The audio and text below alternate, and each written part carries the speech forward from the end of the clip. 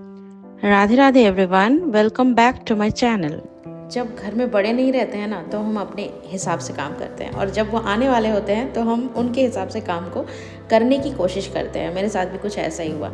Actually ये blog उस दिन का है जिस दिन मम्मी पापा आने वाले थे, उसके पहले वाले दिन की। तो मैंने बहुत सारे कपड़े धोकर रखे थे।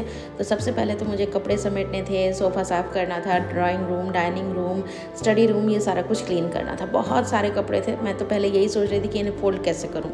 तो वो सारा काम करने के बाद मैं चली गई स्टडी रूम में, क्योंकि दिव्य पढ़कर उठ चुका था। सारी चीज़ें बहुत गंदी हो पड़ी थी, उन सबको मैंने साफ़ किया। सारे कपड़े लास्टली मैंने फोल्ड किए, और उसके बाद ना मैं उस दिन जल्दी सो भी गई थी, क्योंकि मुझे सुबह उठकर कुकिंग भी करके जाना था।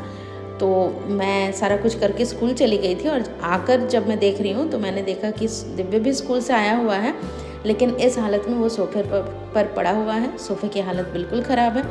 मम्मी पापा भी आ चुके थे, उनके लगेजेस खाली नहीं हुए थे। थोड़े बहुत मम्मी ने अनपैक किए थे और थोड़ा धोने के लिए डाल दिया था। मैं बस खाना इसीलिए बना कर गई थी क्योंकि मम्मी लोगों को आने में दोपहर के 1:30 बज गए। तो 1:30 बजे आकर खाना कौन बना पाएगा, इसलिए मैं बना कर गई थी, ताकि आने के बाद एटलीस्ट उन्हें घर का खाना मिल जाए खाने के लिए। तो मम्मी ने पापा को खाना परोस कर दे दिया था। फिर हम सब ने भी खाया, खूब सारी बातें की। फिर दिव्य के लिए शाम में आया उसका पसंदीदा नाश्ता, क्योंकि वो ना कुछ दिनों से ज़िद कर रहा था।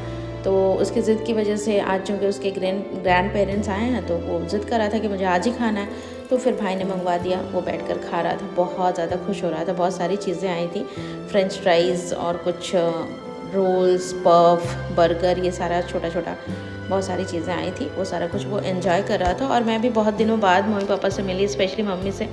तो बहुत सारी बातें हुई मम्मी के साथ, और मैंने ना देखा, ढूंढ ढूंढ कर निकाला कि मम्मी क्या क्या लेकर आई हैं। तो मैंने देखा कि सबसे पहले ये सारी 4 चीज़ें थी जो मुझे आपको दिखानी थी, जो मुझे बहुत अच्छी लगी। यही मम्मी लेकर भी आई हैं। ये एक डिम लाइट है या फिर नाइट लैम्प। तो मम्मी ना अपने रूम के लिए ये लेकर आई हैं। हम लोगों के रूम में तो है इसी तरीके का, लेकिन मम्मी भी एक और लेकर आई हैं रूम में लगाने के लिए, अपने वाले रूम में लगाने के लिए। और ये पापा की एक तस्वीर है। यहाँ पर पापा एक पेन ड्राइव ले रहे थे।